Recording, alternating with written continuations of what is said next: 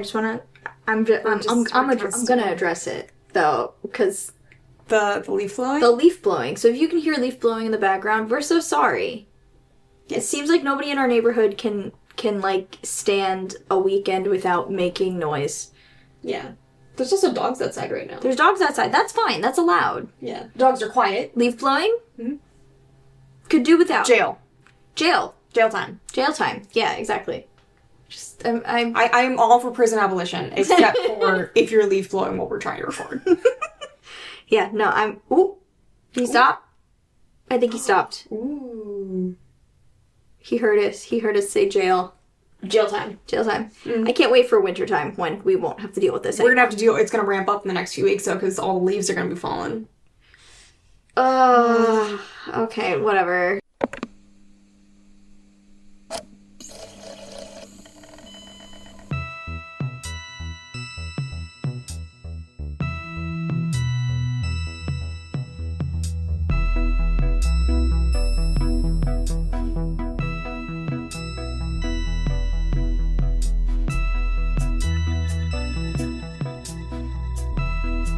Back to the Kill Your Normie podcast, where we go deep on nerd culture and pop culture, because yes, it is that deep. I'm Ren. And I'm Lindsay. We don't introduce ourselves by name. That's why I'm starting it. I'm making sure we start it. Don't bang on stuff. We need structure in our day. This is why I have Ato over there telling me to lock the fuck in. Yes, I know. I see your to-do list here. Yes. I mean, I just came back from my haircut, so I feel fresh. Yeah. I feel fresh. We cut my bangs shorter. You got the curtain bang thing. Yeah, I asked for a curtain bang. The thing is, the middle pieces are so short. They were so shocked into being cut short that they won't settle. Yeah, no, my bangs do the same thing. I hate that. So I may end up washing my hair again just to like... I should get a bang, like a bang scissor thing. You could. Yeah. My bangs grow really fast. What are bangs scissors? Just like regular haircut scissors? Is that what you're talking about? I don't know, they have special ones like CVS. Okay, well, you'll have to show them to me, because I just have regular scissors. Mm-mm. But anyways, after last week's pretty heavy, researched and thought through episode, we thought we'd keep it light, keep it fun, and talk about the nostalgia aesthetic, which could really encapsulate a lot of things. When we say nostalgia, we can mean 20 years ago or 200 years ago. It depends on really what your thing is. Before we begin, let's do headshots and hyperfixations. Yep. All right. Who's going first? You go first. Okay, so we got Kirby Air Riders Direct, which, speaking of nostalgia aesthetic, that last game in that series was GameCube, so early 2000s. So yeah, it's big right now. Yeah. But so yeah, that's coming out this year, which means that me and Dad love Kirby and we love Mario Kart, and it's basically the same thing. So it'll be fun. Also Kirby DLC this week, so just big old Kirby week. And then also my not really a hyperfixation, but just kind of an update on some media that I'm doing. So the book that I'm currently reading right now, really, really dark. Oh, yes, you told me about this and described it to me. Yeah, it's called The Spirit Bears Its Teeth. It is very, very good if you like trans horror, mentally ill horror, all that kind of stuff. Very, very good. Very, very dark. So I went against my every instinct and picked up a cozy fantasy. Because I'm usually I love fantasy, I'm not a cozy fantasy person, but I picked up a cozy fantasy book. You actually didn't tell me how you're liking it. It's okay. Like, it's not Shakespeare, but like it's she goes to the I'm only like 20 pages in, but she goes to like the little farmer's market, but they won't sell to her because she's a human, and she's like being discriminated against because she's a human, but it's okay because her orc dads are gonna buy all her pastries from her so that she still makes money, and it's silly, but I'm just like, okay, so we have characters getting brutally tortured. And as soon as I start feeling vomit in my mouth, then we swap books. So, yeah. That's how it's been going here. Need some darkness to balance out the light, or all the way around. Exactly. Yeah. I mean, my two are, first one is the thing that everybody knows, which is that Taylor Swift is releasing a brand new album on my birthday. Yep, congratulations, girlie. Vindication, on my birthday. Yep, October 3rd, Life of a Showgirl comes out. I've already taken the whole day off, mostly because it was my birthday. I had taken my birthday off anyway, but the fact that she announced that the album was coming out, I was like, great, now I don't have to take 2 days off. Yes. And have to make up that workload later. So that's super fun. I have been enjoying watching countdowns while in the office, even though it just leads to more variants that I won't buy. Yeah. Because I don't collect vinyl. Girl, stop doing countdowns for those. Like, do a countdown for a lead single. How about that? Let's bring back the lead single. Or a deluxe edition. I know she said she's not doing it, but I think she's a liar. Okay, well, I think she's telling the truth at this point, because she's done the same for Reputation. Like, when she stripped it back, Reputation has no deluxe. So, I believe she will do it sometimes. I don't know. Okay.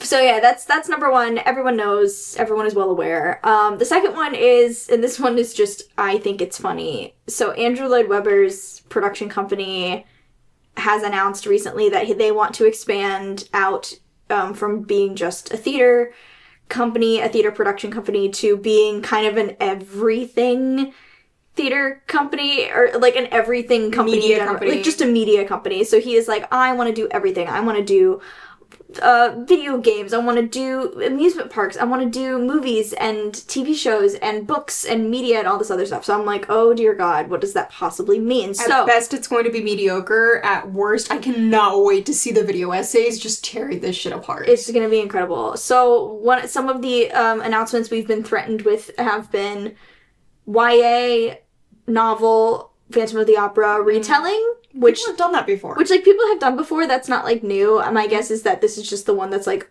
official or authorized. So I will be reading it, whatever it is when it comes out. Girl, stop giving him money. I don't care. I'll give him money for Phantom. I already done that. Second thing he said was Phantom Afternoon Tea. So I don't know what that means, and it's in London, so I won't be able to find out. It's like, what, tea, but some of you die at the end? I don't know. Is it poisoned? It's like, there has to be some death if it's Phantom of the Opera, so I don't really know what makes an afternoon They splash hot tea in your face and scald it, so then you have to wear the mask. Yeah, something like that. And then the most recent one that we've been threatened with is Phantom of the Opera anime series. They're not going to go through with it. And if you don't think they are? No, I don't think they're going to go through with it, and if they do, it is going to be a train wreck. Like, people are going to watch the first episode and be like, this is garbage. I will watch that with you. No, I will not watch it. I will watch it with you. I won't watch it. I won't watch it. I won't watch it. It's not worth it. Are you sure? Yeah, I'm sure. It's not going to be worth it. It's going to be hot trash. It's going to be hot garbage. What if it's good? It's not going to be. It is not going to be. See, if we had, like, a Patreon, we could be like, guys... No, I'm not. No, I refuse. We could be like, guys, behind I would do, like, first episode just to see how hot garbage it is. Okay, then... No, we wouldn't watch the whole thing. We could watch... But we could be like, guys, behind the paywall. No. We watch Phantom of the Opera anime. We have 10 followers. Yeah. But... love you guys. Love my rats. But... yeah. Is that what we're calling them? No, I just stole that from someone. Do you have names for them? We don't have names. Pitch us some names, guys. They're not going to pitch us. They're not going to pitch us any names. We have 10 people. Like, Jesus. No, he had 12. He had 12. That's what we keep saying. We have, like... 12. We lost 2 people? No, it's, like, a different average every time. But it's, like, rough... like, at its highest, it's, like, in the 30s. In the middle, it's, like, 15. Well, thanks for sticking with us. I guess. Yeah.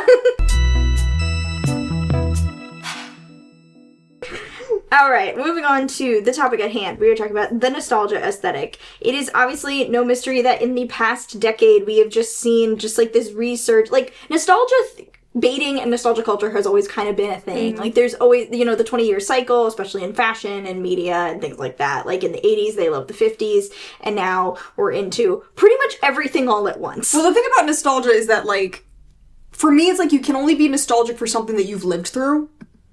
Because, like, you can have fake nostalgia for, like, the 80s and stuff like that, because if your parents, like, raised you on certain, like, 80s things, you can have nostalgia for that, but it's more nostalgia for your childhood than it is nostalgia for the 80s. So, like, if you're going back to, like, if someone's having nostalgia for the 50s, but they're 20 years old, they're not having nostalgia for the 50s. They're romanticizing the 50s. There's a difference. I think, and you know what? I think you just made, like, a point that a lot of people have not been able to make lately, because there's just been a lot of, like, discourse about, like, nostalgia baiting and, like, glorifying a certain time and everything. I think what you're talking about, I think you nailed it. Well, basically, because the whole thing with nostalgia, because I've always been fascinated with the nostalgia aesthetic. I've always been fascinated. And the thing about it is that, like, again, just right off the cuff, we're going right into the deep end. When you're nostalgic for something, you're usually nostalgic less for the aesthetic of it and more for being a child and not having responsibilities. Or, like, the feeling. Yeah. It's a feeling. It's not really about the thing itself. Yeah. It's the feeling it gives you. Yeah. And you're like, chasing a high. Like, the best thing I can describe is, like, the thing that always hits me the hardest are those 2000s Christmas edits. Like, where they show, like, the kids, like, sitting around the TV in the classroom watching Polar Express, the Christmas party. Yeah, with the cupcakes. Like, specific photos of the bus in the snow. Like, just, like, elementary school era Christmas. That shit always gets me every time. Pictures with the piles of crayons. That, for you? Yeah. You can smell it. You can smell it, you can feel it. Yeah. What I do like about like some of these nostalgia edits is it's not super polished. They do look very lived in and look authentic from the place that they come from. Because the most recent one I've been seeing lately that I've also been just mainlining like crack is 2000s fall edits, basically. Yeah, no, I've been doing the same thing. Yeah, I've been seeing Ugg boots. I've been seeing Liplicious lip glosses from, you used to get them at Bath & Body Works. Like, just very specific scents. Yankee Candle's old branding, even though I just bought a bunch of Yankee Candle candles recently. But, like, just very specific time period stuff. Also, the 2000s mom aesthetic is a thing now. Oh my gosh. Which I'm kind of don't hate. And it's literally just... I've not seen this. Is it like Mom when we were kids? Because she had a very specific... She was a business lady. She was a mother and a business lady. This is a bit more like free-wheeling, you know. But basically the idea, it seems to be like they raise the kids kind of analog. So like they watch TV, they watch stuff from that era. I miss CRTs. The what? I miss CRTs. And CRT TVs. Oh, like the big fat ones. Yeah, and the thing is like you can't... Like, it's understandable why we all have big flat TVs right now, because they're a lot easier to make. Because of CRT, if you damage... We've also moved from, like, antenna to digital. But the thing is, with a CRT, if you break that, something's exploding. So... Yeah. Because that's just the way a CRT works. However, the static... The static. You used to feel it. You could feel the TV. The last CRT we had, Mom replaced it because one day we were watching a movie downstairs... I think we were watching Home on the Range. You and Mom were. I wasn't. Yeah, I know you weren't there. Me and Mom were watching Home on the Range, eating lunch. It started getting fuzzy, and I'm like, "Don't worry, I got this." And I walked with the TV, and I just smack it as hard as possible. And she's like, "You shouldn't have to do that." And I'm like, "Well, it works." See, like that kind of tolerance for being able to deal with something that's like a little off, a little quirky. The fact that we were like, you just fix it and you smack it on the side and you're like, it's good. Now, if like something malfunctions, I think the tolerance is way down. Like if something malfunctions through, like with the mic, with the TV, with something, like I get such like more frustration. Yeah. Also probably because there's not a lot of physical things you can do to it to make it work. Well, the thing is, like, everything's obsessed with being really, really flat and really, really skinny. Everything's a skinny legend now. So, like, there's not a lot of, because everything's skinny, there's not a lot of space in these electronics for you to... CRTs have a lot of space. They have a lot of space in them. If you're trying to smack your iPhone... Yeah, it's not you're gonna bend it. Yeah, that's true. Also, like, just technology today, you just can't go inside it and mess with it if you need to, like, right to repair, all that other stuff. Yeah. But that's sad. We don't want to get into that right now. Yeah. This is supposed to be fun. We're having a kiki. Fun. I don't understand what a kiki is. Do you know what a kiki? Oh, you've never heard what a kiki is? Okay, so there is a song called "Let's Have a Kiki." I know the song. I just don't get it. But it's about it's a party. When I've heard people say we're having a kiki, it means we're just talking. We're just laughing. We're just like... I've never heard anyone use this outside the song. It's definitely like gay culture that uses it. But I've heard it recently on another podcast I listened to when they're just having a discussion and not researching anything. They're like, we're having a kiki. It's not that serious. We're just having a chat. We're having a laugh. It's a kiki. Oh my god. That's what we're doing. I see. It's not researched. This is not structured. We are having a kiki. The thing is, whenever someone says kiki, I just think of the Kiki and Boba thing. Or booba? You're saying words. Okay. Look this up. Everyone, go on Google right now and search Kiki. That's Kiki. And Bouba. It was an experiment that was run, like, I forget when they did it. But basically, it's like they show these two shapes, and one of them's really, really spiky, and the other one's really, really rounded. And they're like, which one's Kiki, which one's Booba? The spiky one's Kiki. The spiky one's Kiki. Everyone picks the spiky one as Kiki. There's some difference, but, like, everyone picks the spiky one as Kiki. So, like, whenever someone says when you're saying you're having Kiki, all I just think of is just big spiky shape. Oh, okay. Yeah. No, Kiki is, that obviously predated that study, but yeah. We're having a Kiki. That's what we're having today. We're having a big spiky shape. So we kind of divided up nostalgia aesthetic into several categories, and we're kind of going to go through and basically talk about the things we want to come back or things that have come back that we would like to stay. Yeah. And things we do not want to come back at all. Mm-hmm. Some of these have, like, a mix of the two, but... Yeah, no, it's pretty mixed, actually. It's pretty mixed. And then we also wanted to talk about, at least from a fandom perspective, just some stuff we've seen come back around, or stuff that has, like, incredible staying power. Yes. But let's just begin with the very first thing we talked about, which is fashion. I think when people talk about nostalgia aesthetic, fashion is very much the first thing that comes up. I mean, right now we got the camisoles with, like, the low-cut shirt. I love it. I love a V-neck with a camisole. I mean, it's fine. Well, it's too preppy for me. So I remember when that came back around the first time, because, like, the downtown girl aesthetic was a thing in 2022. And this is where the resurgence of that Hollister, it's a Hollister look, essentially, a Hollister American Eagle, came back. And I remember being on Pinterest and seeing it was a, maroon V-neck sweater thing with the lace camisole, with the flared jeans, with the Converse. And I saw in the comments, someone went, "What aesthetic is this?" And I messaged them back going, "My middle school closet." Yeah. Because that's what I wore. Because also, if you wore anything too low... First of all, the camisole thing was from necessity. That was so you didn't get dress coded. Yeah. So, like, what For me, it was because I was uncomfortable with my body. But also, like, Justice had its own version of it. Yeah. It was just a little bit more sparkly, a little bit more... Do not bring back shelf bras, by the way. Do not bring them I don't like shelf bras. Yeah, they're so uncomfortable. The built-in camisole bras. If you know, they're bad. I actually only got comfortable with shelf bras once I hit high school. And it's probably because I was pretty much done growing at that point. It was never comfortable for me. I just don't fit in that. Fair. Yeah. Fair. I mean, like, so I will say I do like that flared jeans have come back. I think they look good with sneakers. Mm-hmm. So I have a pair of flared jeans right now. I do think mine need to be hemmed, though, because they're just a tad too long. Yeah, I only own skinny jeans. You've got straight leg. Yeah, but it's still, like, in the same general ballpark. I have, like, one pair of wider jeans, and that's it. Mm-hmm.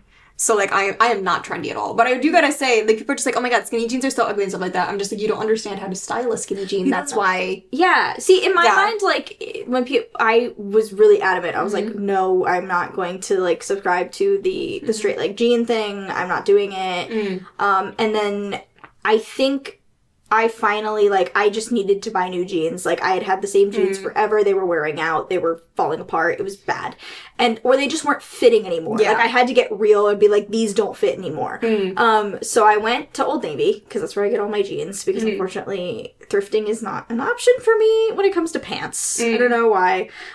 So I got a pair of flared jeans, and I'm putting them on. Definitely, you feel some type of way, because it had been years since I'd put on jeans like that. And then the straight leg stuff, I have a pair that are, like, low-rise called boyfriend ones that are really loose. They're great when I'm on my period, because I still look put together, but they don't squeeze me. Say it with your chest. Yep. On your period. On my period. Say it with your chest. I'm on my period. Not right now. And then I got a set of straight leg jeans, which I wore today. And I have to say, I understand why the switch happened, because they are more comfortable. I did buy a brand new pair of skinny jeans that do fit, because I know once winter comes around, I do actually prefer it to hug my leg more. Yeah. Just for warmth purposes. And also, boots look good with skinny jeans. I don't know what people were thinking when they were like, oh, like, oh, skinny jeans are dead. I'd be like, okay, what are you going to wear your tall boots with? You know what I saw today? Wear your tall boots with? You know what I saw today? What? Actually, because this is, like, very, very 2000s. So I've been doing research. And I was browsing... Research for what?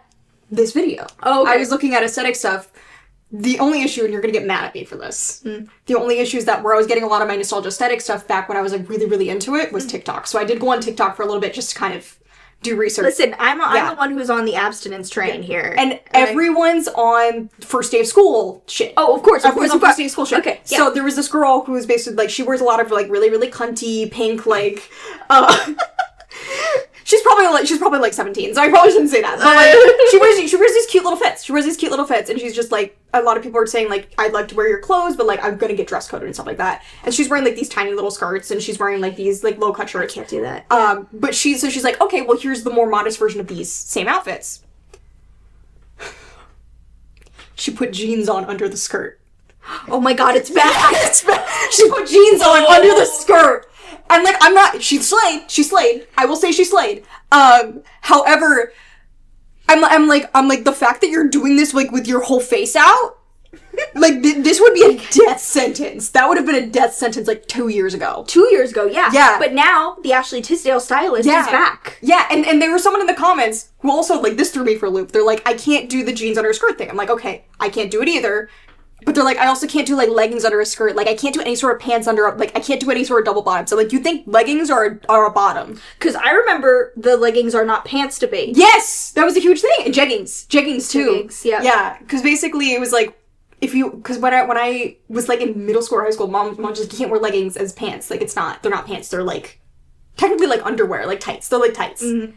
And here's the thing, I think it depended on the thickness of the legging, because I had, like, fleece-lined ones that were thicker, so it didn't feel quite as bad, but I also had ones that were almost, like, skin tight. Yeah. And you might as well not be wearing anything. Yeah. So, like, there's a debate there, and also, like, jeggings. Do anyone know what an actual jegging is? Because I do want to say, there's people who are just like, it's jeggings, and I'm like, no, those are jeans with like, just a more of a cotton feel. Jeggings were leggings that were printed to look like denim. Yes. They were not real denim. They were cotton leggings. There was no pockets or anything. They would print it on. They would print it on. It was stupid. Don't bring that back. That's on Don't Bring That Back. That's on Don't Bring That Back. Okay. We spent a lot of time on pants. We should probably, like, speed run the rest of this. Okay. Okay. The next thing I put on, you don't want it. I want it back, though, because I just think it's utilitarian and I still will fucking do it. Infinity scarves, just because I think they are versatile. They're also really helpful to me in the office. They're just easy to keep on, and there's not pieces hanging off that are going to get caught on things. It's just an easy scarf to wear. When your infinity scarves, your skinny jeans tucked into your boots, you're really giving Christian girl autumn. Sure, whatever. Like, listen, in my cold office that, like, sits in an exterior wall and I deal with automatic doors just blowing cold winter wind into everything, yeah, I'm gonna do it. I still like an infinity scarf, sue me. But specifically, like, I have ones that are knitted. Yeah. Like, they're not the patterned, like, whatever, or even, like, the ones with, like, fringe or whatever. Yeah. Like, literally, it's a navy knitted, like, someone knitted it with knitting needles. Infinity scarf. It is utilitarian to me, and also I can spread it out and put it over my shoulders, so it's just easier than wearing a sweater. It's just, I think it's utilitarian. I think it's good. Bring back the infinity scarf. All right, well, you also said riding boots. Yeah, when I say riding boots, I don't mean tall riding boots. I don't mean, like, the fashionable tall riding boots that people are doing right now. I mean, like, they were technically combat boots. They were just lace-up brown boots that came to, like, the beginning of your calf. Yeah, no, You know what I'm talking about? Well, yeah, because we also used to do riding. We used to do riding, yeah. So they looked like a riding boot. Yeah. But they weren't tall riding boots. Yeah. They were like, and it used to be like you'd wear those with, like, a dress. It was definitely part of, like, the hipster aesthetic. I miss those. You would wear the boots, like the dress, and, like, a crunchy little hat. Yeah, I would. Yeah, I wouldn't wear a hat, but it was a mix of, like, you know, like, hipster, but also twee. I guess. Yeah, I guess that was part of it. Twee was a big thing back then too. Twee was a huge thing. Next thing on the list, vests. I had a vest, and I think it was a hand-me-down from you. It was, like, a striped vest. I loved that vest, and I grew out of it really, really fast. I miss when vests were a thing. Yeah, and the thing is, vests could be, like, a hipster thing. Vests could be a rocker thing. And we're talking about, like, the cropped vest, not like the... It's like a waistcoat. Not a suit vest. But it's like a waistcoat. Yeah. No, but vests in general, like, the different style of vests were a thing. And, like, because I also had one in, like, middle school that was, like... it was a vest, but it didn't have buttons, and it was, like, drapey. You know what I mean? Like, it was... You could do a lot with a vest. Justice did a ton with a vest. Yes. There was also, like, I had so many little, like, blouse vest, like... combinations like that you could get at Justice or Limited too that were like sewn together. They came together like that. Like wearing a vest and a little blouse was a thing. The thing is, I liked a vest. I didn't like the sewn in vests. I'm like, I wanted it to be able to be, you know. Yeah, no, that was annoying. I would much prefer two garments than one sewn together. But I understand. It was designed for kids, and I bet they assumed that we would like lose it. So yeah, vests. I like a vest. I didn't mind that as a fashion. Yeah. Option. I mean, then, like, if we want to go into, like, fashion off of vest, we hit scene culture. See, are we going to talk about scene culture, or do we want to go through don't wants first? I mean, we can just kind of go with both, because scene culture can tie into a lot of these as well. Okay, here's what we don't want back. This is makeup, the full beat, cut, crease, contour, the matte look. It was like completely airbrushed. I had to explain to someone at work what this was. He was a guy, so no texture. So I was like, he was like, "What are you talking about? Like, oh, like this kind of makeup?" And I was like, "No, that's okay." I was like, "I'm talking about." I was like, "If you just Google 2016 makeup." And he did. And you get the beauty influencer, just every product known to man. There's contour, there's highlighter, there's, you know, the driest lipstick known to man. Oh my god, I hated those! The wing goes out for 2 inches. Like, I was like, that's what I'm talking about. That is what is called a full beat. That is like... Or like the perfect eyebrows. The perfect eyebrows. And I wonder the reason that went away is because people started using TikTok and people could just get it through filters. I wonder that too, but I also think, like, it's just a pendulum swing. Like, we went from, like, heavy, artificial. I think 2020 is what killed it. Yeah. Officially. I think because we all just... Who's spending 2 hours on the makeup to go on Zoom? We also, we stopped giving a shit. Yeah. I think that's why that's why Clean Girl came out. I think that's why the trad wife thing is happening. I think COVID did a lot of that because it just simplified a lot of that extra stuff. I miss... like, this time back in the scene, 2020 alt culture was so fun. You guys were having a ball of a time, and I know you guys like to make fun of it so much. But it was, like, people were creative. People were creative back then. And now people are just like, oh my god, it was so cringe. I'm just like, no, you guys were having fun. I have to say, you'll be happy to see this, so, like...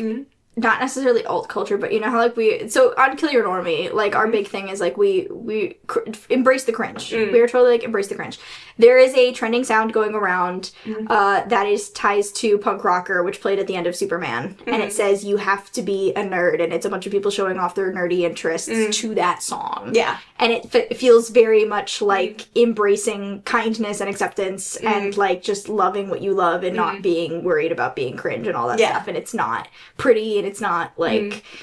Yeah, it's like, I was like, oh, this is nice. This is the kind of thing that I feel like would have been around in 2013 Tumblr. Like, this is the kind of thing where you all celebrate your fandoms and you're just like, yeah, we're weird and we're nerdy and, like, we love being here. Yeah. So I'm glad to see that attitude is coming back. Yeah. Thanks, Superman. Yeah, but, like, again, there's a lot of, like, alt subcultures that I wish would come back. Because we had, like, the scene culture, which, again, scene culture, like, original scene culture, that was very, like, an early 2000s thing. So it wasn't even really... Like, I was a kid back then. Like, I wasn't really purely my time. Scene culture was hitting its stride when I was in middle school around 2009, 2010. Yeah. Because it was, like, emo and then scene came out of it. Because emo and scene are two different things, by the way, for people who don't know. But there was the scene culture. It was like the big... hair, straightened. So much layers. That's so many layers. Hair dye. You wanted a scene haircut so... I did. And actually, I can get it out of this if I wanted to. You never really got what you because wanted. Mom wouldn't let me. Because also, in order to achieve that look, you'd have to fry your hair. Yeah, but also, it was my hair, so I should have been able to do what I wanted with it. But I digress. But yeah, and that whole kind of look was very, very... It was fun. It was fun. Also, skinny jeans. So many skinny jeans back then. In multiple colors. Yes. I used to have the multicolored ones, but I had never had the confidence to wear them. The tightest skinny jeans. There's a whole meme, like, within, like, the emo community back then of boys buying their jeans in the women's section.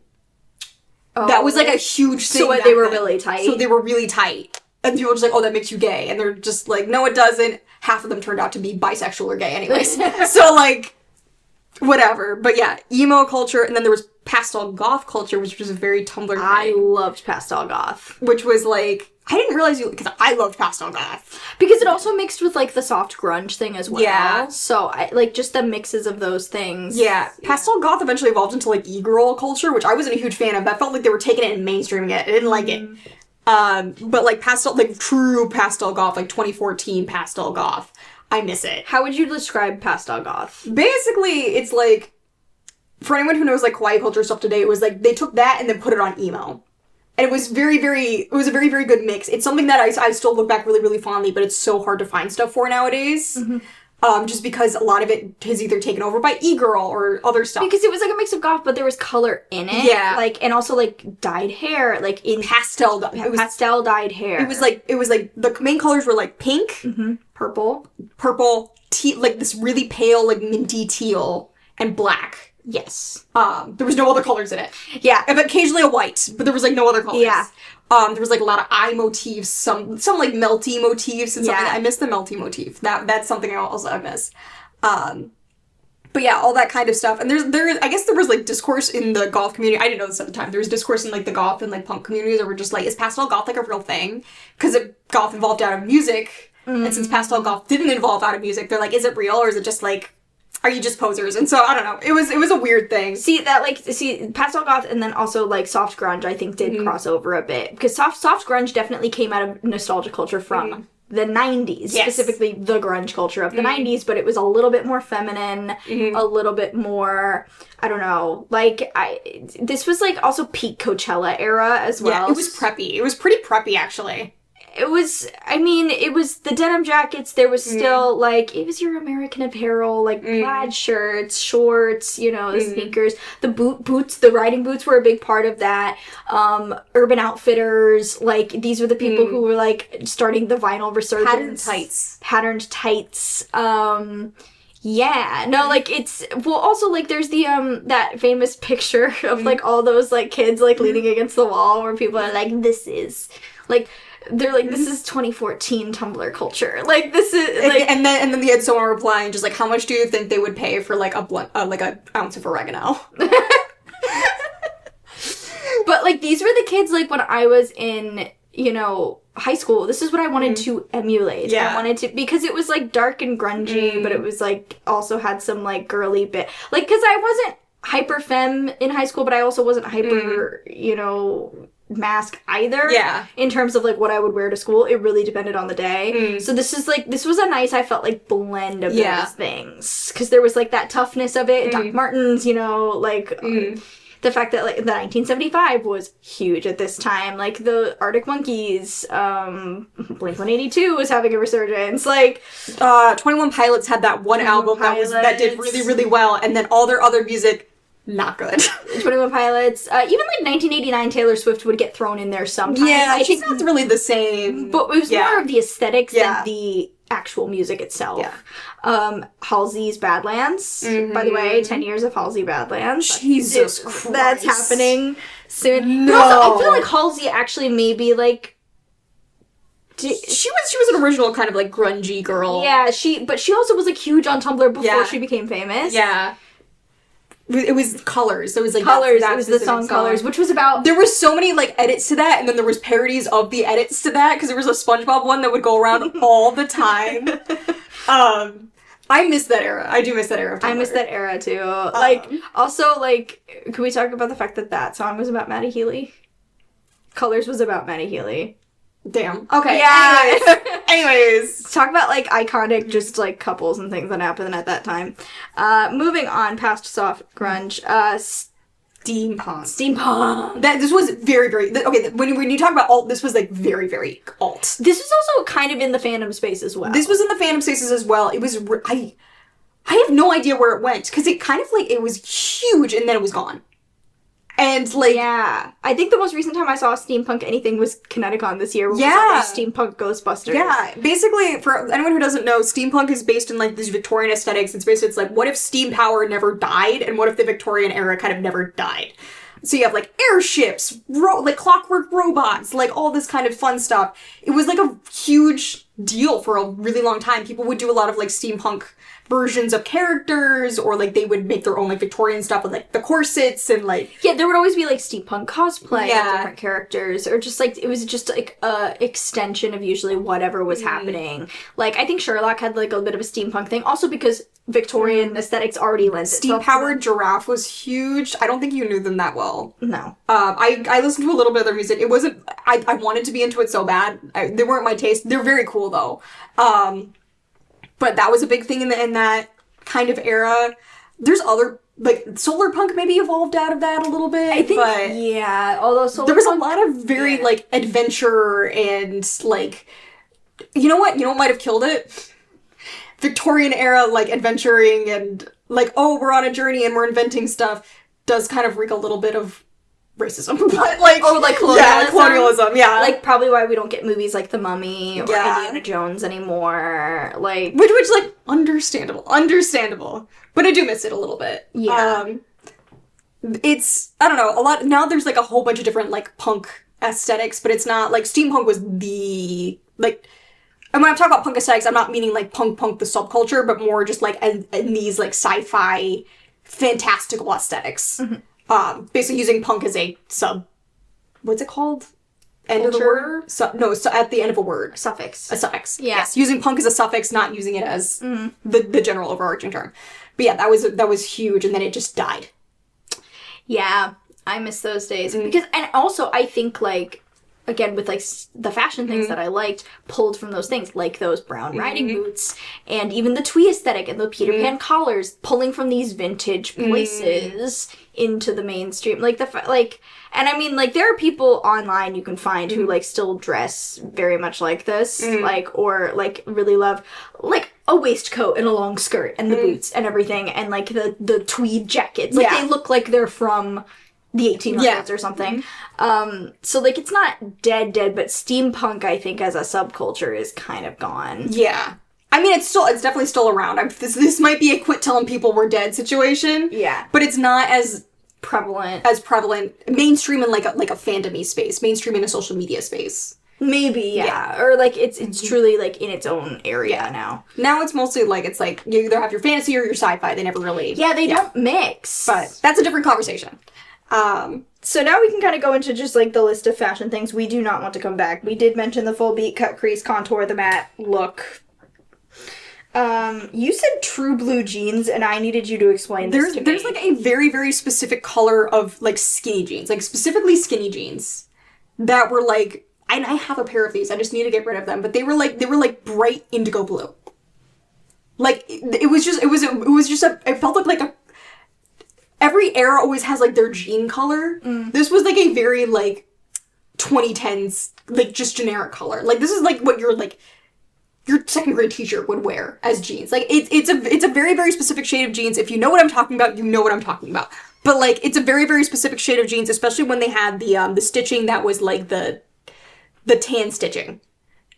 Like, it's a very, very specific look. And I cannot, for the life of me, understand why people don't understand what I'm talking about when I say, like, these jeans are just, like, they're ugly.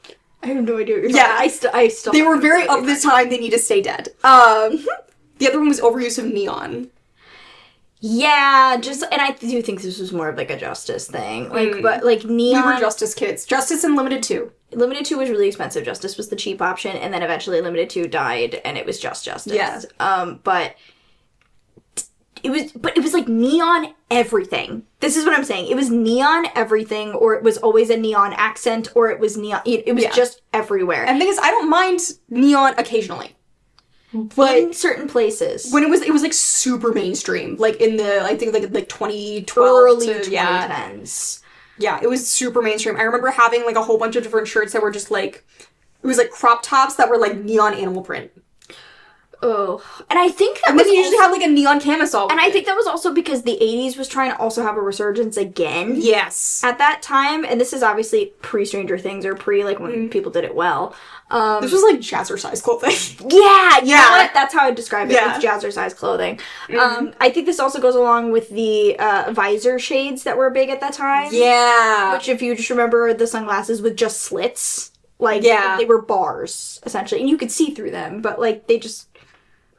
I don't know. Those are also very, like, raver, like, very party. Like, well, also, because, like, this is the era of, like, when people talk about recession pop. Because, like, when I think of those shades, I think of the band LMFAO. Do you remember? Yeah. Yeah. So, and those were featured in the video. They literally released, like, the Party Rock album and then Sorry for Party Rocking and then dropped off the face of the earth. I mean, big at middle school dances, I will say. And then we can kind of go into, like, this is all I feel like sort of in the same aesthetic, which is, like, the overuse of neon, animal print, and cringy graphic tees. With, It was big stuff with puns. There was puns, yeah. It was puns. There was also, like... And again, this might be just, like, a younger guy's thing, but, like, sometimes I see it on older guys, too, which is just, like... It's not good. But it's, like, these graphic tees that are just, like, Gamer Boy graphic tees... Just, like, they piss me off so much. I'm not talking about, like, just, like, a generic Nintendo tee. Like, if you're wearing a tee with, like the Legend of Zelda logo or something on it. I'm talking about, like, it was, like, these really, like, over-stylized, like, this is what a gamer looks like t-shirts. I hated those. I hated those so much. And I say this as a gamer. As a gamer. They're ugly. They're bad. They're bad. They don't make you look good. They don't make you look good. I did have a bunch of the graphic tees, though. I will say. Yes, of like, the early graphic tees. I immediately called you on it when you said it. And I'm just like, yes, and they were bad choices. You know why I wore them? Because I was uncomfortable with my body. Because didn't you have, like, ones with, like, fries and... Yeah. And, what was it? No, it was peanut butter and jelly. It was peanut butter and jelly? Yeah. But Delia's was, like, the big place to get them. Delia's is dead now. I miss Delia's. Because they you know what? Actually, I'm gonna throw one into that I want to come back. Yeah. Putting the Union Jack on everything. No. Just because I think it's because you're a Tia-boo, Lindsay. Because you love England. That's why you want it back. Because you're a colonist. So here's the thing. I remember. So I feel like also, if we're talking about nostalgia aesthetic, everyone becomes obsessed with one country. So in the 2010s, it was British. Everyone wanted to be British. You got your One Direction. You got your, like... Keep Calm and Carry On. Keep Calm, Carry On. Doctor Who. All this stuff was crossing over from the UK. Sherlock, yeah. Everyone wanted to be English so goddamn bad. Now, I think it's... Korea. It's Korea and also Australian. I haven't seen a much of Australia. I see a lot of Korea. I see a lot of China. Japan's always just kind of been around, but it's mostly in an alt space. But like... K-pop's big. A lot of the Chinese, like, social media trends are big.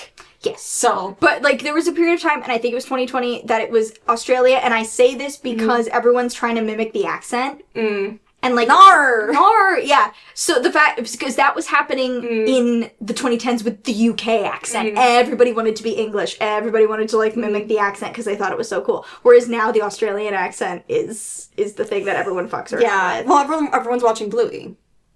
You know what? I think that did it. Bluey is the most popular show. H2O had a resurgence. Yeah.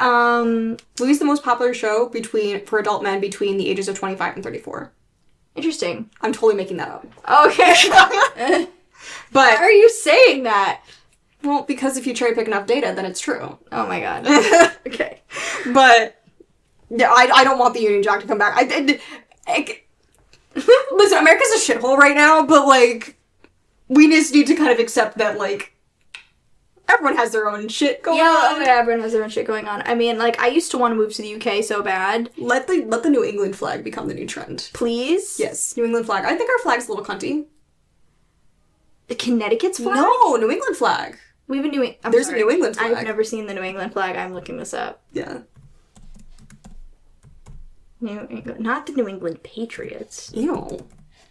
We don't do football. It's simple... It's understated. With the tree on it? It's cunty. We're very Christmas coded. This is very Christmas. I like it. It's actually so simplistic, it's giving, like, South Park. I love it.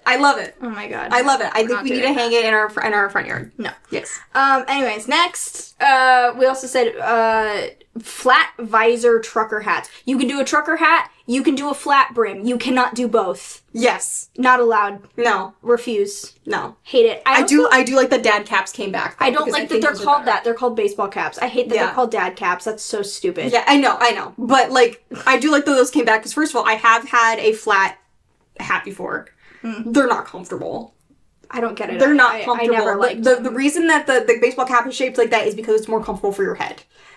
So, like, just baseball caps. Baseball caps are fine. Just wear a baseball cap. And then the final thing was silly bands. That was the original Labubu. Just because they're useless. Like, they were, I had a bunch of them because I was in 4th grade and they were currency. But, like, that was Labubu. That was our Labubu. Like, it was, you were constantly trying to get, like, the shiny ones or the sparkly ones that were all in these different shapes and stuff like that. And they were rubber bands, and they were useless. People would have them, like, going all the way up their arms. Like, cutting off circulation. Yeah.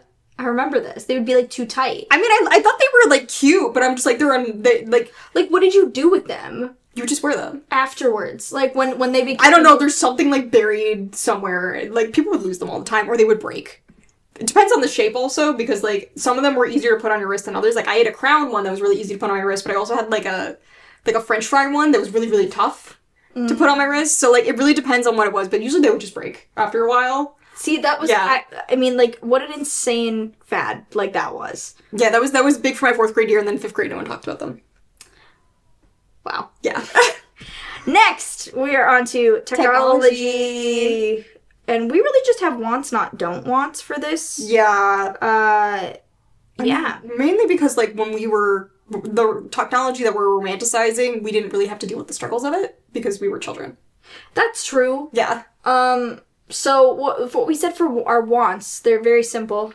It's phones having unique designs. I liked, when someone got a new phone, you would pass it around your friends so they could all hold it. Yeah. Or, like, when they had nice colors. Like, not just this, like, someone whispered blue next to a silver and you call it blue. Yeah. No, it's like, my middle school phone was hot pink. Yes. It was hot pink. Mm-hmm. My phones were purple, like bright purple. Mm-hmm. Fun phone cases as well. Fun phone cases. I mean, like, not like a patterned phone case. Like, I'm talking like there used to be, like, big chunky phone cases. I hated those. I know, but I thought they were fun. I didn't like those. Well, because that was before they kind of mastered shock technology for drop-proof stuff. Although, here's the thing. Phones back then, my first cell phone, I could probably survive an atomic bomb. Like, the things I did to that, and it still worked. I dropped my phone on concrete and it shattered right before I was supposed to go on a plane. That was your smartphone? That was a smartphone. Yeah. Even my first smartphone felt sturdier than what we deal with now. Like, my first smartphone was very plasticky. Like, it wasn't glass. It was plastic. Yeah. And, like, that was enough. Yeah. It was a cute little Android purple smartphone. And it was really cute. And I liked it a lot. And it fit in my hand nice. And everything's too big for my hands now. I might get an Android next time. I'm thinking about it. But also, now I'm in the Apple ecosystem, so it's more hard now. But anyways, next we want to talk about... So, colorful tech we did mention. Yeah, colorful tech, but also, like, gaming spaces are really, really big about this, because, like, back in the day, the Game Boy used to have all these different fun colors. The GameCube had fun colors. The Nintendo 64 had all these fun colors. Wii, not so much. The DS, though. Yeah. The DS, the DSi, the 3DS, a whole bunch of different colors. One of the models of the 3DS had faceplates you could snap on and off. Nice. And then we get to the Nintendo Switch, and you basically just have, like, different colored controllers, but not really anything super fun. Like, I had the Animal Crossing Switch. So that was, like, the most fun you had with it. But most of it was just either, like, a texture on it or something. It never reached the heights of what the 3DS had achieved. And now with the Switch 2, we don't even have options for other colored controllers right now. It's all just black. And it's boring. It's boring. And we don't even have an option to change the theme on our fucking on our screen. It's either black or it's white. I miss a keyboard too. Keyboard, yeah. On my tech. I miss a keyboard. Click, click, click, click. I miss a phone that you can just clap. Yeah. When you're like want to hang up with someone, you just flip phones are back. They're just not durable. Well, you're talking about the touchscreen flip phones. That doesn't count. That doesn't count. It doesn't count because if you clack it, I'm worried it's gonna break. No, I want one that I can just, like, hold up to my ear, clack, it's done. Yeah. Yeah. Bring back. Actually, you know what? Bring back Blackberries. I'm a business girly now. I need a Blackberry. With next, the stylus. Actually, no, I don't like stylus culture. Stylus. I didn't like stylus. I don't like it. Anyways, you were talking about Tamagotchi and virtual pet culture. Okay, I love Tamagotchis. I have a whole bunch of Tamagotchis, and they keep coming out with new ones, which are really, really cute. The thing is that when you go online to look for the Tamagotchi, and I go to the Tamagotchi website, and Tamagotchi has been around, everyone's like, oh my god, Tamagotchi's dead. Like, no, they've been around. They've been here. I go to the Tamagotchi website, and they're like, hey. And I'm like, hey, I want to buy a Tamagotchi. And they're like, you have to go to Target to buy a Tamagotchi. I'm like, okay, so I go to my Target, and they don't have them. And so then I go back to the Tamagotchi website and then I then go to Walmart and I'm just like, well, they don't have them at Walmart either. And this is because Tamagotchis aren't big anymore. And the thing is, Tamagotchis were so nice because you could just, you know, you could interact with your friends and you could do stuff. I miss the Tamagotchi mixes specifically, which were from 2019, because they just need to bring that line back. And that's not really that old a line, but, like, they just need to bring that line back. That was the best one they had. But they're bringing back, like, the older ones. But even when they bring back the older ones, they don't really have, like, they're not the same. It's not the same. Like, especially if you're not interacting with other people with it. Like, they brought back the Tamagotchi connection, but if not everyone has a Tamagotchi connection, then how are you going to connect with people? That's the connection part of Tamagotchi connection. I'm just saying, we need to bring back, like, virtual pet culture and that kind of, like... Well, Webkinz is back. Webkinz is back. We'll talk about that more with internet. Yeah. But, like... virtual pet culture where it's basically like every kid had some sort of like device that had like a little dog on it or something.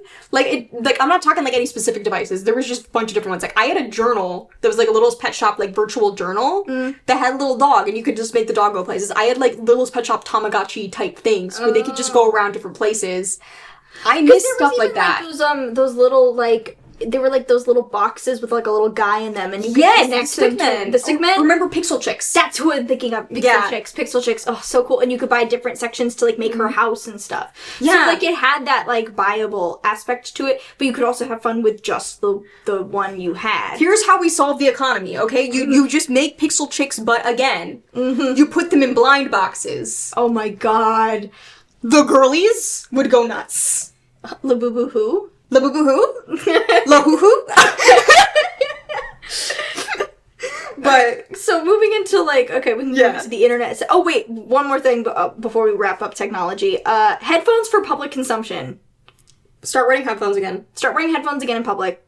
I beg of you. And I'm not talking about like the Apple Pod Pros because I'm just like those are you trying to flex. Are you talking about the earbuds like Maxes? Yeah. I'm just like, those are you trying to flex. Those look uncomfortable. They look uncomfortable. Those are you trying to flex. And also they just like, I don't know, I just don't like them. I don't like them. I don't even know about I have Sonys. I have Sonys right now. They're great. Same. I love my Sonys. But like, yeah, bring back headphones, bring back wired headphones. I mean, those are kind of coming back. A lot of people like will just use the ones that come in the box with. This is the thing. Is there any? So people will go buy wired headphones from Apple now. I think they're pretty reasonably priced.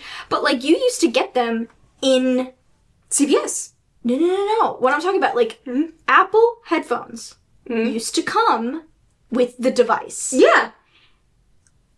Because there's no music player Apple devices anymore, there's just the phones. They don't give you headphones with the thing in And then they charge you like $90 to get AirPods. Yeah. Which I've never had AirPods. That's my flex. I've never had an AirPod. I've tried using them before. Like, I borrowed Mom's, and I find, actually, those are way too complicated. I was like, I want to connect them and listen. That's it. I don't need to do this extra stuff. I don't need to do other things. I have multiple pairs of, like, Bluetooth headphones for various purposes. I've got, like, cheapy ones that don't have good noise cancellation or noise cancellation for work. So I can have one in, but it doesn't completely block out what's happening around me. So if the phone rings or whatever happens, I don't, like, completely, you know. Yeah. I've got my Sony over-the-ear ones. Those are just nice. Like, those are nice. I use those for listening to voicemails. And I also just, like, those are just nice and they're not in my ear. And then I had a pair of Bluetooth, like, Skull Candy ones that kind of eventually... This is what keeps happening with my Bluetooth headphones. This is such a tangent. One side keeps getting less powerful than the other, so it sounds like all the sound shifts to one ear. That's just a thing with headphones in general. Like, why? Especially with earbuds. It happens also with headphones, like over-the-ear headphones, but it happens a lot with earbuds. And the issue with earbuds, for me, is the fact that because earbuds now have to be super, super discreet, people think that no one's wearing them. Yes. And so they think like, oh, if no one's wearing them, that means I can play my music out loud. And I'm just like, no. That's the big thing with the no more over-the-ear headphones, is that people think it's okay to play their TikToks out loud. I work retail. Do not do that to me. Yeah, no, it's annoying. Wear your headphones. Wear your headphones. Because also, I don't mind an earbud because then I can just pop it in. It is discreet, but then I can listen to what's on my phone without bothering anybody. Yeah. And that's helpful at work, that's helpful on trains, that's helpful whatever. I have found that sometimes the noise cancellation of modern headphones is not enough to deal with the noise of everyday life, because I have, on planes and on trains, used two sets at the same time.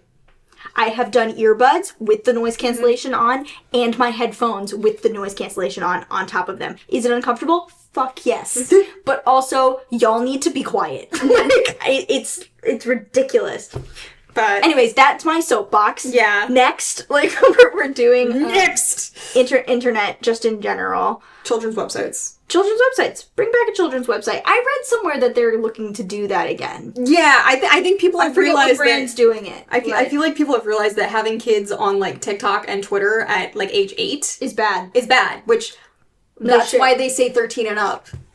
You know? Even 13's a little... Yeah. Not great, but... Yeah, but, like... I was a big Club Penguin girly. I was, like... I was, like, a queen on Club Penguin. Like, it was, like, I had... You managed to become, like, a big-name fan on anything you went on. I just have that kind of aura. I have an aura. But, yeah, so Club Penguin was great. I loved Club Penguin. People keep making private servers for it now. Which is fine, but, like, I can't figure out which server I'm supposed to be using, because a lot of them get taken down eventually.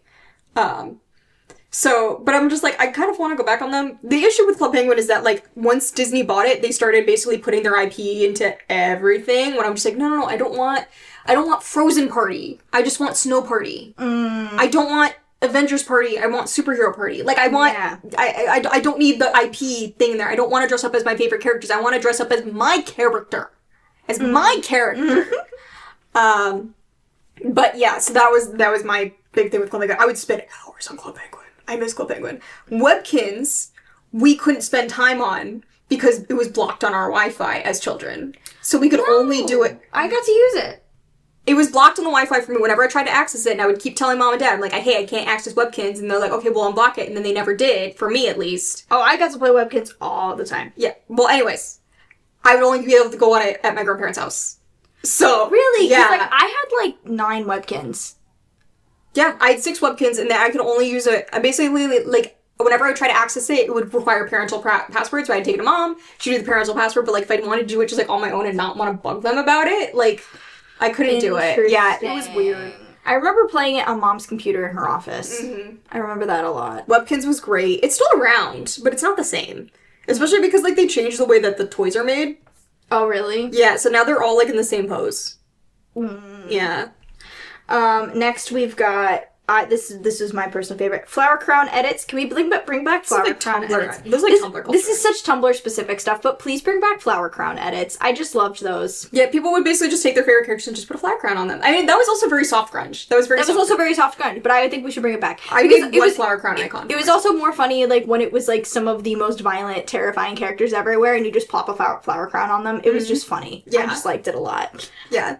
Incorrect quotes blogs, which I'm just like, This is like a very, very Tumblr thing. Occasionally, like, they pop up on Twitter, but it's mostly, like, someone botting it. I see them. They're not popular. They used to be, like, really, really big. Yeah. But nowadays, they're kind of seen as, like, passe and cringe, and, like, they're not really a thing anymore. The thing is, I think what evolved from incorrect quotes culture is, like, the TikTok culture of, like, basically just, like, putting audio over really any animations. Like, and giving it context in whatever the thing you're of. Which I'm just like, okay, I get that's pretty clever. For people who don't know, can you explain what an incorrect quote is? Okay, so basically it'd be like, just using something that we all know, the Avengers. Yeah. So you're like, I'm a big Avengers fan, I want to make them do funny little jokes. Mm-hmm. So basically you would just make, like, a text-based blog, or basically you would just find funny quotes from around there, and you would just cast, like... And it would be stuff from television shows. Or, like, Parks and Rec. Yeah. And you would just assign characters certain lines. Yes. So it was like the characters are having that exact conversation, and how who you think would be... In script style. Yeah, who you think it would be in that situation. Whereas, again, like, yeah, TikTok kind of does that with just, like, you take a trending audio and you put it in the context of the thing you're making fandom content for. Mm-hmm. So... I get it. I still see it around. I've been seeing it very much with the Thunderbolts. Mostly because, Super Team. People love playing with that.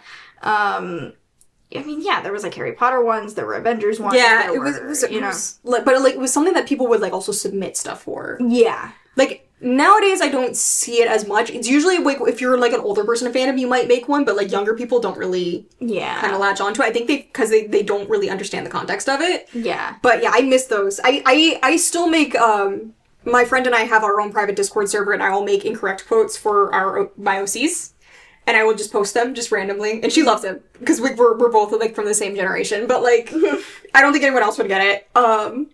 Reaction image folders was also a huge thing back in the day because now you don't really need them. Yeah, because people just search Giphy, but I hate Giphy. I will be honest, I hate Giphy because whenever I look up like, oh, character in Giphy, there's GIFs in them that are like really, really cute, and then they have someone's bullshit ass caption on them. And I hate that. And so I'm just like, I don't want to use it. I don't want to use Giphy. I want to just pull from my fuck huge reaction folder and be like, there's my character. There's my GIF. Yes. But, like, this used to be a big thing on Tumblr where people would just be like, oh, post something from your reaction folder that like... Yeah, well, because responding with GIFs was a really big thing. And there also used to be the thing of, like, the joke Supernatural has a GIF for everything because that show has been on for so long. There is something... You can... Like, I remember people would give lists of words and Supernatural fans would come out of the woodwork and be like, I got this one, I got this one, I got this one. Like, there were, like, such, like, even if you search, like, the GIF database on Tumblr, you do see a lot of that 2013 era stuff has stuck, because it just ended up in the Nowadays it's seen as very millennial to, like, respond with a GIF. Yeah. Like, which sucks, because I miss those. Occasionally you can respond with a picture, but you can't respond with a GIF, especially if it's a GIF from, like, a TV show. See, like, yeah, I hate that some of the stuff has become sort of, like, dated, because, like, it was fun. But here's the thing, Instagram now has that feature where you can respond in comments with GIFs, so it's, like, coming back kind of. But when I see it, it's either a millennial doing it with a GIF, if it's someone my age or younger, it's usually a photo. That's the difference. Interesting. Yeah. It's weird. Also, it also kind of contributes to the decline of GIF makers, because I've noticed, like, in a lot of different fandoms, there's not as many people who make GIFs anymore. Oh, I have a ton of people in my side of things who make GIFs still. But you'll also see, like, because, like, we're blogging some Disney gift sets, and there was one person who was actually going around, and every single time someone reblogged their stuff, they would go into their inbox and be like, thank you for, like, reblogging my stuff. And I'm just like, you're so sweet! But, yeah. Also, it's GIF, not GIF. Yeah, it's GIF. It's GIF, GIF. It stands for graphic. Graphic. The G stands for graphic. Not giraffic. Not giraffic. So, it's GIF. I'm gonna settle this once and for all. It's GIF. You had, you brought this one up. It was Machinima. It's, like, very specific, like, YouTube animation. It was a company. Yeah. It was a company that basically was all about, like, making certain, like, YouTube videos basically in a game engine. Oh, yes, I know what we're talking about. It was, like, Freeman's Mind. You love Freeman's Mind. So funny. I knew nothing about the game it was based off of, but I just watched it at a friend's house and thought it was hilarious. Even, like, Red vs. Blue. Yeah, that was like Machinima. I mean, I can't say, like, some of it doesn't exist in some capacity because they just did, like, Macbeth and Call of Duty. There used to be, like, a lot of Gary's Mod stuff, and there still is a lot of Gary's Mod stuff because, like, Skibbity Toilet started out as a Gary's Mod thing. Gary's Mod's been around since, like, 2006. Like, it's been around for years. But, like, Machinima, the company, just doesn't exist anymore, and that's kind of where these animators and creators were kind of getting paid from. I mean, it was also, like, very much a Newgrounds thing as well. Yes. Go look up Blockhead. Newgrounds, Blockhead, go look it up. Maybe we need to rewatch it because I'm not sure how well it's aged. It's probably aged like shit. Like milk. I still think it's hilarious. Episode 10. It was like episode 10. Was it episode 10? I think it was. I think that was the one with the nails. Harvesting the nails? Yes, they're coming in nicely this season. Yes, we'll still reference Blockhead to this day. I'm harvesting the nails. And it was, there was something about that where, like, there was no explanation as to what that show was about, who that main character was. It was very Adult Swim. It was very Adult Swim. It was, like the experimental animation style of it, very Adult Swim. But also, it was the delivery. It was the very specific things that, like, this thing, like, I can't even describe Blockhead as a human being, because... He's just a guy. Because you do see human beings in the show. And they look nothing like him. So he's not human. Yeah. But, like, it was the delivery, it was the different concepts they would come up with, the fact that Ren and I will still scream about Ghost Miss. Yeah. Merry Ghost Miss non-believers. Yes. So, go watch Blockhead. Blockhead's good. Blockhead from Newgrounds. It's definitely still on YouTube somewhere. Oh, yeah. For sure. Next up is, this is really specific to us. Disney ship videos with really well-edited AMVs. And this was like, if you could do this was like a flex. You said that so fast. Sorry, like, it's Disney ship videos, basically meaning, like, two Disney characters that are not in the same film. Usually, yeah. Being shipped together. Or just putting in, like, different scenarios. In really well-edited AMVs. And I'm not talking about, like, people taking clips from it. I'm talking they will take the character out of the animation. They're photoshopping this in. This is before this was easy to do. Yeah. And, like, you could actually find, like, back in the day, you could find, basically, people would just post, like, here's a green screen version of Merida. So you can just put her on anything. Yep. Or here's a green screen photo of Anastasia. Mm-hmm. There was one specific, I'm going to shout out this one specific girly. The Nameless Doll. She was my favorite.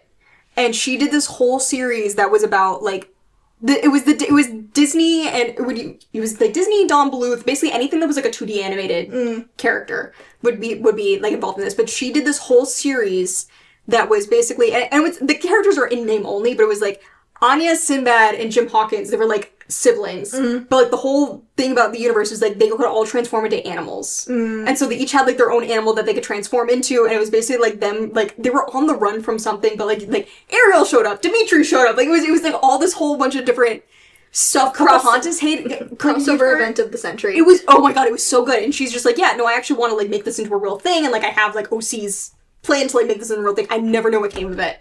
But she was also the sweetest because there was one time I was really hyping her up on this one Tumblr post and she actually DM'd me and she's like, thank you for doing that. I'm like, please ask me to kill for you. Please ask me to kill for you. Please ask me to kill for you. Miss Nameless Doll. Missed connections. Craigslist missed connections. I was the 16-year-old on Tumblr. You were a godlike AMV creator. Please pick up. Okay, what was next on the list? Okay, that was the end of our wants list for the internet. Yeah. The next is we have 2 do not wants for the internet. The first is, we're gonna get dark for a second, it's gonna be pro-ana culture, which for those who are not in the know, and I envy you if you are, it's pro-anorexia culture. It's eating disorder people triggering each other. Yes. Yeah. It's communities of eating disorder people hyping each other up, I guess. It's basically everyone's triggering each other. It's called symptom pooling. Interesting. Because there's been like studies on it, because it used to actually be a lot bigger than we saw it. And when we saw it, it was pretty big. Like, it used to be a lot bigger, because it used to be like specific forums and stuff where we're not going to get too much into it because it's triggering, but like, there's been studies and stuff on it. Nowadays, it's very underground. It is very underground. Yes, because, I mean, platforms did catch on and did label a lot of stuff and block it, and so, I mean, they just found ways around it. Yeah, here's the thing, though. We can't really have pro-ana culture come back because that's already in Jimbro culture, so, like, they don't even have to look. Yeah, Jimbro culture is just eating disorder culture. Eating disorder culture, like any sort of like a lot of like the weight loss girlies, depending on who you're watching. It's very much around. You just don't see it as clearly, and it's repackaged. It's not labeled. Yeah, it's very repackaged into like the health sphere, and like especially if you're in the K-pop space, by the way. Yeah, and the health industry in general, like, just has kind of truly, pun not intended, but eaten pretty much all of the eating disorder rhetoric, and repackaged it into something a bit more palatable that doesn't raise red flags. Yeah, but we're not gonna get too far into that because it's... But yeah, let's I don't want it. It's still technically around, but I don't want it. Yeah. And then the next we said hype beast culture. Very, like, Jake Paul, like... Jake Paul, I mean, it still exists. It still exists, but now like, it's called the Manosphere. Or Mr. Beast. Or Mr. Beast. It's just it's just, again, everything, everywhere, all at once, very loud, very in your face, very brand Very heavy, man. Very man. It's usually very male. Yeah. Didn't care for it then, don't care for it now. Okay, next we're going into media. Media? These ones are also hyper-specific. Yeah. Except maybe Global Coffee House. That one has kind of just come back into the zeitgeist. We'll talk about Global Coffee House first, and then we can go into our personal ones. But, okay, so, kid picks. No, I said we're going to talk about Global Coffee House, just because everybody knows what it is. Okay. And then we can go into our specific ones. Everyone knows what it is. Let's refresh them, because this was like a very 2000s thing. Yeah, Global Coffee House aesthetic. If you have like an old Barnes & Noble, they have kind of that going on. No. In the cafe, specifically. That's not Global Coffee House, because they've got all the writers and stuff. That's like a literary thing. I know, but still. Global Coffee House has like an African streak to it. It was and more like arts and streak. It was arts and crafty. It was arts and crafty. Whimsicraft is also kind of like lumped in there, but it's also like the very easy listening music. Old Panera. Actually, I'd describe like Panera, old school old Panera. Starbucks. Yeah, old Starbucks. Old Starbucks would be, Not new corporate shiny Starbucks. Yes. When we talk about old Starbucks, we're talking about like 2000s. We're like even 2010 Starbucks doesn't really hit this mark. But yeah, Global Coffee House, bring that back. It was warm. It was cozy. They wanted people to stay. Now everyone just wants you to get out. Everything has hard surfaces and that makes things loud. I don't like it. Anyways, next, we're gonna get specific. Kid Pix. Is Kid Pix still around? I'm gonna look it up. Yeah. Because Kid Pix was basically just like a art software. It was the best part of the school day.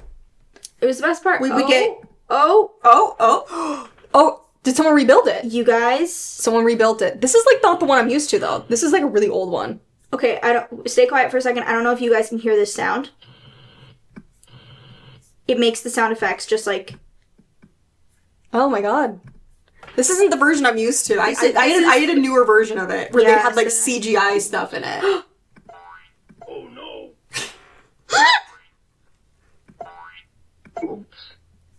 Where's the one where he says, wow? That's a different one. This is a different one. Oh, man.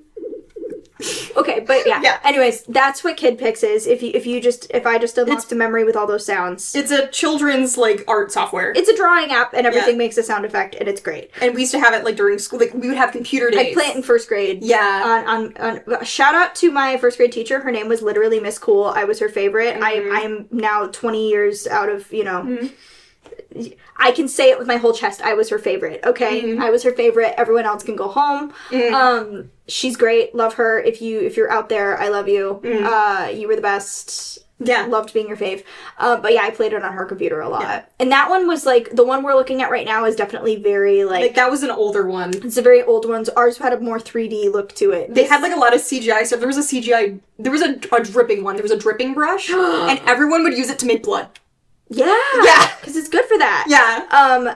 The next one on the list is specific to me, and I bitched about this. Literally bitched about this to my friends, to Ren, to anybody who will listen. And I refer, this is not a actual official genre of book. This is the name I gave it because it was a trend when I was growing up, and I'm calling it bitch lit. And basically, it's Gossip Girl. It's Gossip Girl. It's The Clique. It's Lux. It's like basically those books about like rich kids being horrible to each other. And it was, you know what? I ate up all the drama. I ate it up. It's great. You wanted that to be your life. Yeah, because, and here's the thing, the people reading these books were not the people in these books, okay? This was a power fantasy. This was a power fantasy, and I want it back. You sound like you're in tears. I want it back.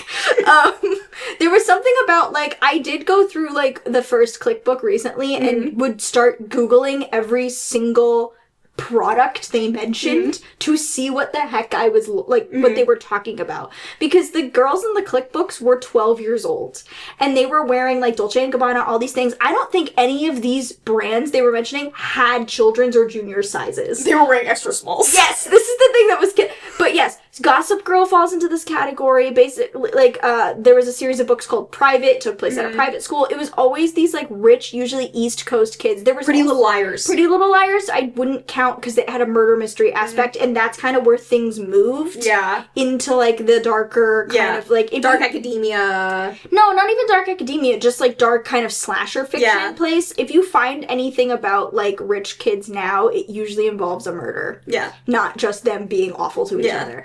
So like now, I guess Lizzie Harrison, the author of the Clique books, is going to release a book about the girls from the original series, but now at age 27, and it's going to be for adults. And I'm just like, I'm seated, I'm ready. She's co-writing it with one of the people from the movie. I'm ready. The movie's actually like kind of iconic. It's very camp. It's kind of iconic. We still quote it like all the time because there's this one thing where they're bullying the girl Claire. They're bullying Claire, and she's like, friend named Claire now. And she's like, I was just looking for an egg, and they're like, an egg? Sure. Yeah, they're baking something, and she's like, I just was looking for an egg. An egg? Sure. It's the line delivery. It's killer. I love it. It's so the soundtrack, bangers. Bangers only. But yeah, everything was written with a pink glitter gel pen.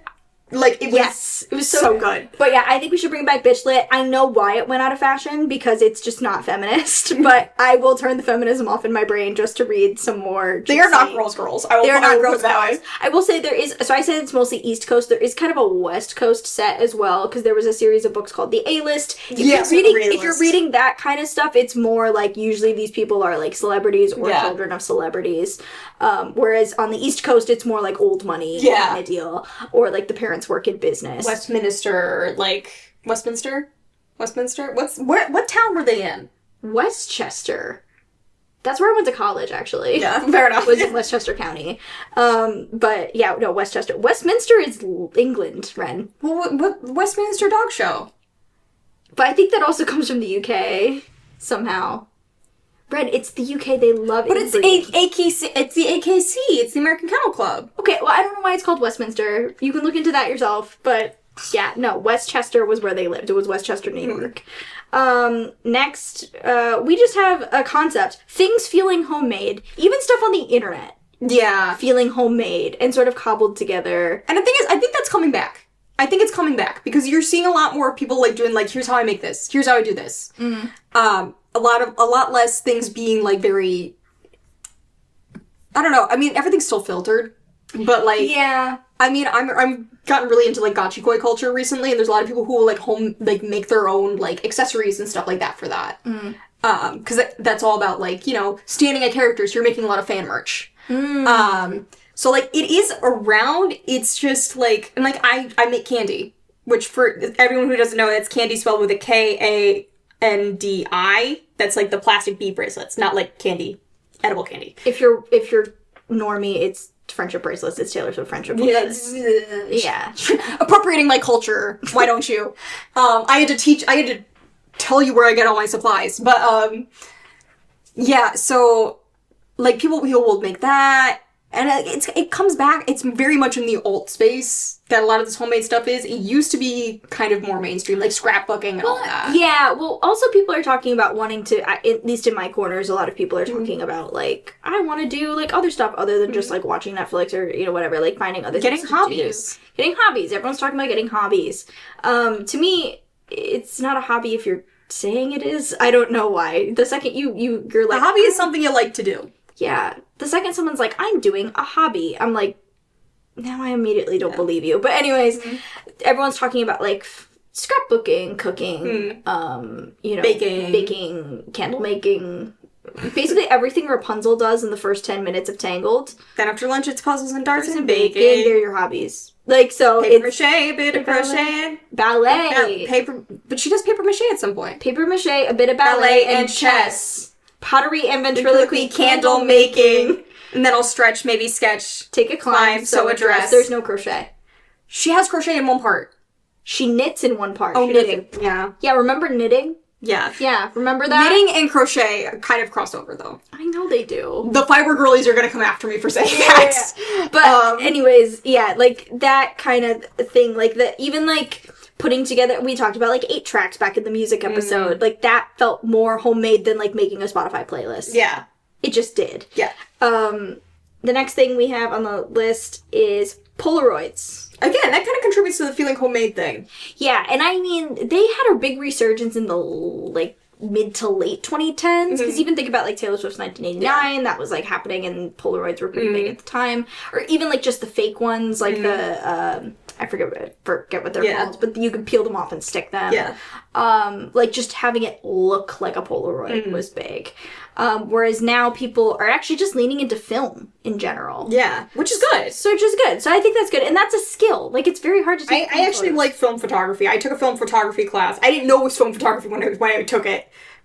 Because I thought it was digital photography. But I actually really like developing film and stuff like that. I was very experimental with what I was making. But yeah, no, film I think is good. Film's good. Yeah. Just having tangible things to hold. I feel like that's important. Like, I'm a digital artist and I do a lot of stuff online, so I have to remind myself, you know, to log off and make something like myself every so often. Yeah, I mean, actually, one of the most recent, like making things with your hands thing I keep getting on my feed is, how to fold notes in, like, cool ways. Or, like, origami. Yeah. Like that. Yeah. Things like that. You used to do a ton of origami. Yeah, I only remember, like, a few of them by heart. I used to do a lot of flowers, and I can do cranes. But, yeah, it's just, like, make something with your hands. This could be a whole other discussion onto itself. We yell at you about this all the time. Yeah. Let's make something with your hands for the love of God. Make something with your hands, yeah. Get off, log off, touch grass. Yep. Touch paper, touch scissors. Touch paper, touch scissors. Touch cloth, touch something other than screen. Yes. Next on our media, don't wants, we have 2 things. And I don't know why this one is under media, but it's the term bae. I don't think people use it anymore, but I don't want people to bring it back. I will say, like, you could tie this into the whole, like, discussion, because I saw a Tumblr post where it's just like, I'm really glad that the vocabulary we have to describe, like, characters we like has expanded from 2014, because, like, in 2014, if you liked a male character, you would have to say something about your ovaries exploding or something. Yeah. Nowadays, you can say, like, oh, I want him tied up and chained to my radiator. Yeah. And people will get what you mean immediately. Yeah, it's hyperbole. It's hyperbole, yeah. And so, like, the fact that, like, instead of having these really hyper-specific kind of nicknames, people just kind of, like, it's expanded out. Though people have, like, weird ones. Like, my friend first called something my Shayla. I didn't know what she was talking about. That's a TikTok. Yeah. Yeah, it took me a while. Well, I'd heard the sound before I saw it written.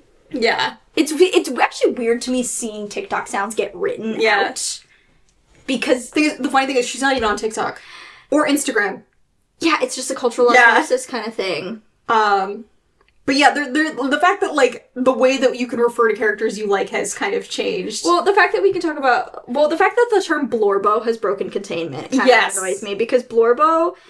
Glub Shitto and Blorbo was, like... Wasn't that a Star Wars joke? It was just a generic Tumblr joke where basically someone was just... I forget exactly... It was just, like... Someone was just like, it's so weird when, like, your post gets popular and someone tags it, like, oh, it's Blorbo from my shows, basically. Yeah, Blorbo from my shows. Glup Shitto was the Star Wars version of it. Yeah. And then there was, like, another one that was, like, a Marvel one. The Animal Crossing one was just, like, I hate it when, like, my follower gets really into Animal Crossing, they're like, I hate Tinky Winky, he burned my crops and destroyed my house, and then I look him up and he's, like, this teddy bear-ass motherfucker. And I'm just... But I love that, yeah, there's shorthand for, like... Characters you like. For characters you like. Or Scrunkly. So I do, yeah. Wet cat, Scrunkly, little man, yeah. I mean, I have, like, an entire Pinterest board called Blorbos, which is just every character I like. Yeah, I divide my characters up into different boards. Because I've got different boards, but I also just have Blorbos, so I can also track to see who I'm obsessed with at what time. Yeah. No, I like Scrunkly. The one I've been doing nowadays is, I would like them to keep me as a pet. That's not a sexual thing, by the way. That is just... Also, like, I think people need to know that none of these comments are sexual in nature. They don't have to be. They don't have to be. Sometimes they are, but sometimes they aren't. Yeah. Sometimes when I say I want to chain a guy to my radiator, it's just because I want to see what he'd do. Mm-hmm. It's like studying him in a jar. Or I'll say, like, I want to pin someone to, like, those, like, butterfly boards. Yeah. Put them in a microwave and just let it go at 30 minutes and watch them explode. Really, everyone's talking about fascination as, like, they want to perform experiments on these people. We're all mad scientists and you are all my test subjects. Exactly. And then the final thing on your don't wants, this is the one you added. Oh, military shooters. I think I'm kind of a low note, but, like, the military shooter, back in the day, it was, like, if you wanted to be cool and popular in, like, a gamer way, like, if your friends were gamers, you were all playing Call of Duty, and I hated Call of Duty. I hated Call of Duty. It was, like, I wanted to play it so badly. I wanted to. And it was so boring. It was so it was just everything was gray and brown, and all you're doing was shooting guns, and I wasn't even good at it, and it was just so stupid, and I hated it. Nowadays, people could argue that you hate it because you weren't good at it.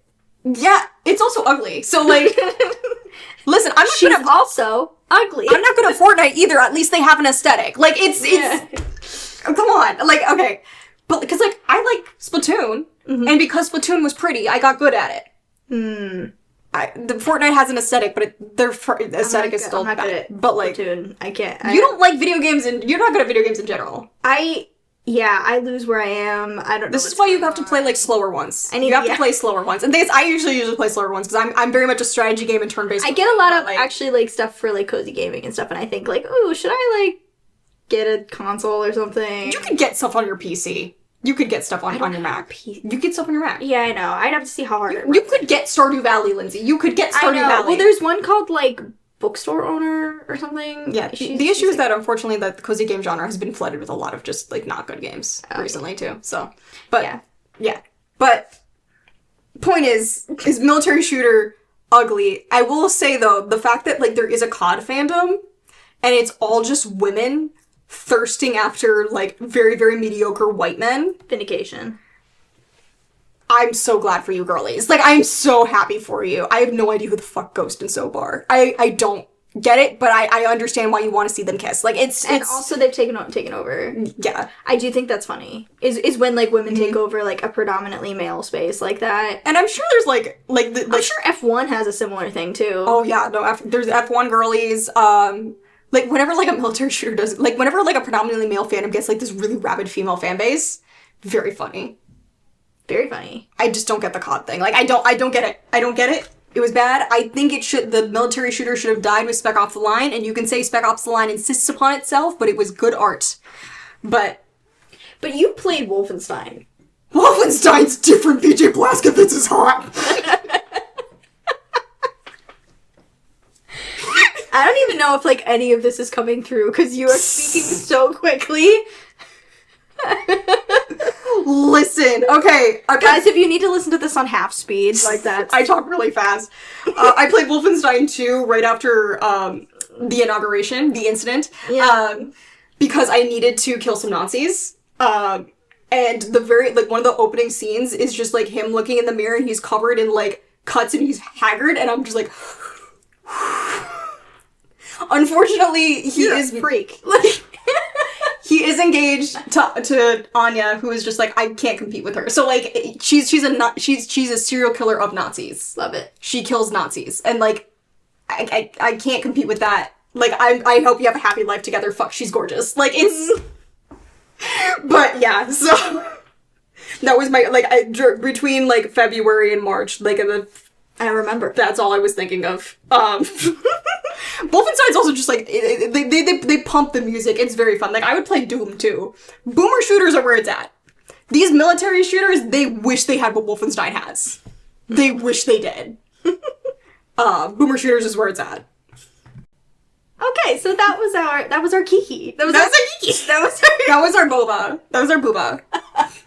Maybe that's what we should start calling, just to differentiate ourselves when we have little discussions like this. We'll just call them boobas instead of Kikis. Because now when I think of boobas, I think of the fucking, like, children's characters with, like, the weird eyes. I have no idea what you're talking about. Google it. How do you spell it? Boobas. It's. No. I think it's 2 O's. Like boobs. Ew. Not that guy. No, I know one image. I know these. Yes. I hate those. Yeah. Those are awful. Yeah, those are terrible. Anyways, that was our booba. about nostalgia aesthetic. I mean, I think when we first set out to do this, I thought we were going to do more, like, research and... Yeah, I think we were going to talk about, like, the fact that, like, everything is trying to look like something from the past. We can talk about that another day. This is just stuff we like. This is just rambling about stuff I like. We also thought about going into, like, media and talk about, like, the fact that, like, certain shows have, like, staying power, like Gilmore Girls, The Vampire Diaries, like, stuff like that, where people... We can talk about that another time. Yeah, we could probably... You guys will have to stay tuned. Yeah. Maybe a part 2 will happen. Not soon, but maybe. But maybe, if you like this one. Be vocal. Talk about it. Talk to us. Where can they talk to us? Comment. You can get us on Instagram. You can comment on Spotify podcasts now. That's a feature. What? Yeah, you can comment on Spotify podcasts now. Yeah. Kill Your Normie Pod. Pretty much everywhere. Where are you at specifically? Where do your socials? It's Lindsey Taft Music pretty much everywhere. Cool. I'm 2am Rainbow Official. Oh, should we say... Kill Your Normie has a Tumblr now. We haven't done much with it. Yeah, no. But it's there. It's there. It exists. Tumblr girlies. Hit us up on the Kill Your Normie pod. It's Kill Your Normie. Just Kill Your Normie. Yeah. Yeah. That's what it is? Yes. Okay. Is that the username? That is the username. Okay. Kill-your-cat-normie. Basically everything you can't say on the internet. Yeah. So, excellent. That was us this week. We will be back next time, or in 2 weeks, with, I don't even remember.